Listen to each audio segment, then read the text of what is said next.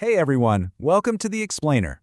Today we're diving deep into something I find absolutely fascinating, and honestly, a little terrifying. We are doing an intense breakdown of real-world situational awareness.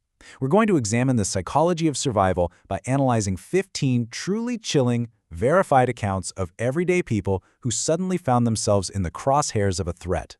We're looking at how danger actually operates out there in the real world. You know, how it watches, how it plans, and ultimately, how you can recognize it before it's too late. I think I dialed the wrong number. This is getting scary. Just imagine hearing that on the other end of the line.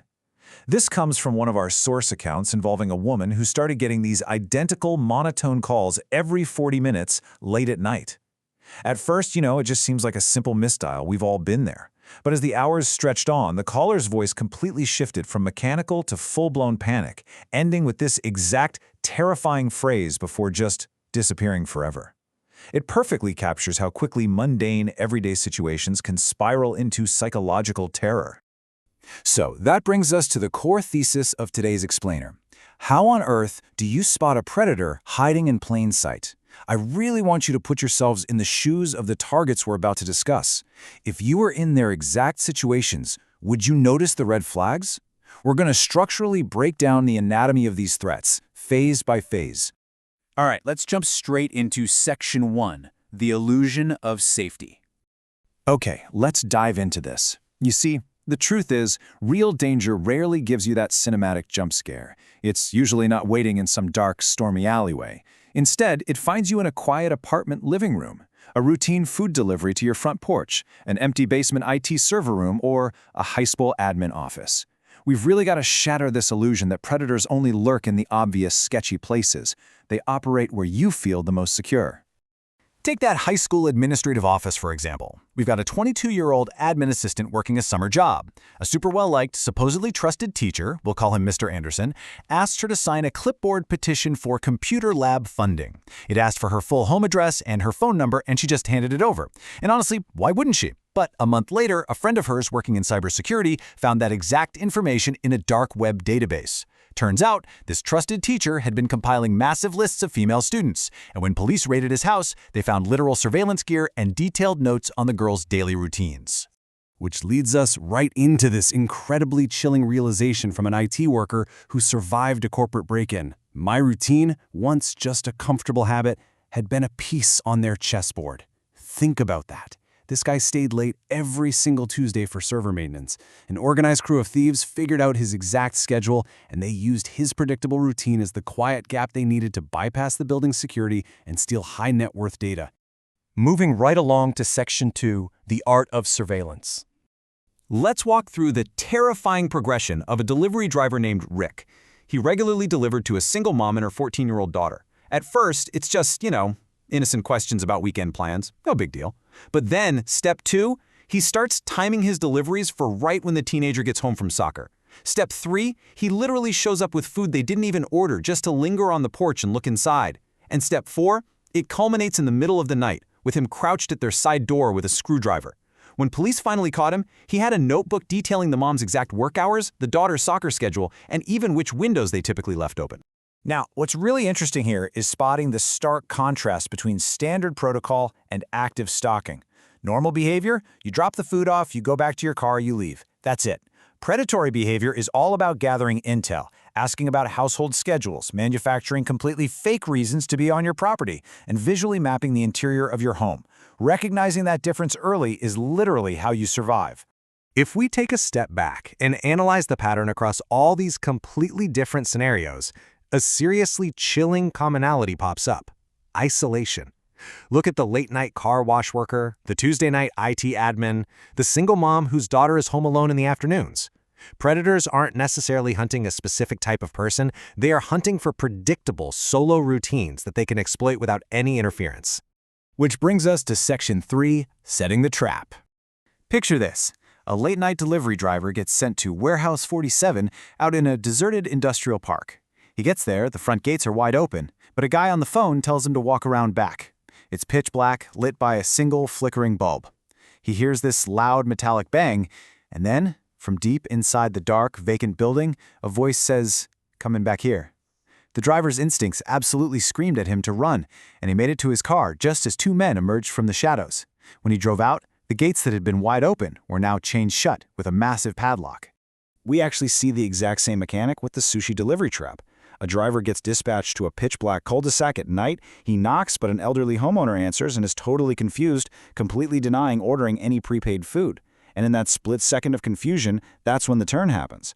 A dark SUV pulls up, physically blocks the driver's hatchback in the driveway, and three men get out. The driver only survived by ditching his car and hiding deep in the woods while they actively hunted him with flashlights. These traps literally use stolen credit cards to lure targets to dead-end locations, forcing a physical confrontation. Or take this absolutely terrifying incident out of Denver.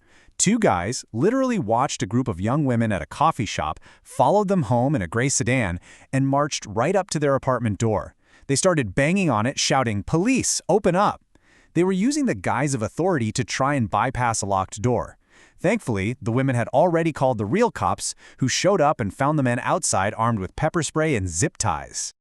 All right, let's pivot to Section 4, the power of intuition. I want you to imagine this scenario. What do you do when the hallway light turns on and you know for a fact you live alone? A Portland programmer was sitting in the dark just watching a movie when his hallway light clicked on. He knew he was alone. Instead of popping out to investigate, which is what most of us would do, right? His intuition practically pinned him behind his bedroom door. He stayed perfectly still all night, just listening to the slow, deliberate footsteps of burglars systematically staging and robbing his apartment. If he had walked out, he would have walked right into them. And this brilliantly illustrates the sheer importance of listening to environmental clues, like the camper at an isolated lake who noticed size 7 footprints heading straight into thick, pathless brush, meaning someone was intentionally hiding out there watching him. Or the rideshare driver who saw his passenger totally panic the second he realized the app was tracking their route, right before fleeing into the rain near a robbed convenience store. Or even a jogger spotting an erratic, shouting man pacing in the woods and immediately deciding, nope, I'm turning around. In every single one of these cases, environmental awareness saved their lives. I really want to reiterate this powerful quote from the Denver story. Sometimes the bad feeling is the only warning you get.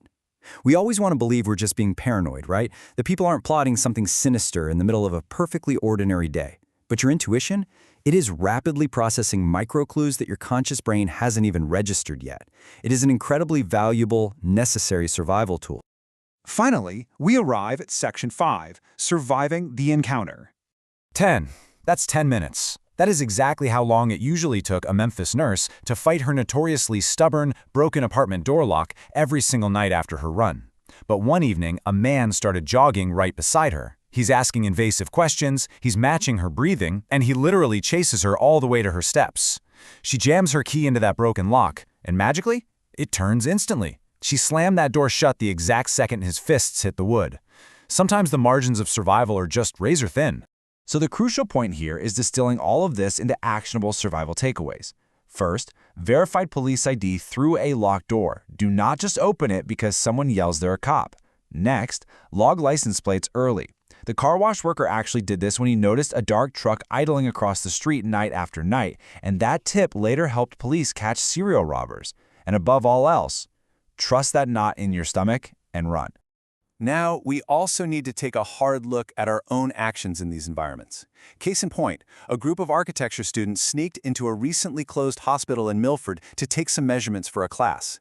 They honestly thought they were just harmless explorers. But, well, they triggered a massive response from a private 24-hour security team who actively chased them out of the building. Their good intentions absolutely did not negate the real-world consequences. As one of those students later noted, permission is the difference between an explorer and an intruder. And that hits the nail on the head. Ignoring boundaries, whether it's a physical padlock on a building or social cues from a stranger getting way too close to you, is the #1 indicator of a threat. Predators ignore your boundaries. You absolutely must not ignore theirs. I want to wrap up today's explainer by leaving you with a pretty provocative question. Your routine is a comfortable habit to you, but what does it look like to someone who's watching? I really urge you to take a step back and look at your daily habits, your locks, your general awareness. Try to see them not through your own eyes, but through the eyes of the environment around you. Stay aware out there, trust your gut, and keep learning.